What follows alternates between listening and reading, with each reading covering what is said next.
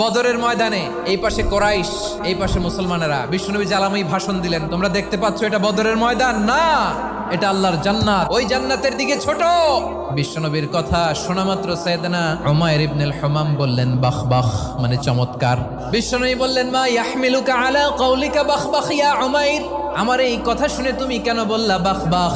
ইয়া রাসূলুল্লাহ, আপনার এই কথা শুনে আমি বড্ড খুশি হয়েছি, আর আমি প্রত্যাশা করছি আমি যদি ওই জান্নাতের মালিক হতে পারি তাহলে কতই না ভালো হতো। সুবহানাল্লাহ বলেন। বিশ্বনবী বললেন উমাইর আনতা মিন আহলিহা, তুমি ওই জান্নাতের অধিবাসী, তুমি জান্নাতি। উমাইর চিন্তা করলেন আমি জান্নাতি, নবীর মুখ দিয়ে যখন বেরোইছে ওই জান্নাতে তো আমার ঢুকতেই হবে, কিন্তু হাতে 3টা খেজুর খেয়ে যদি জেহাদের ময়দানে যাই তাহলে জান্নাতে যেতে তো দেরি হয়ে যাবে।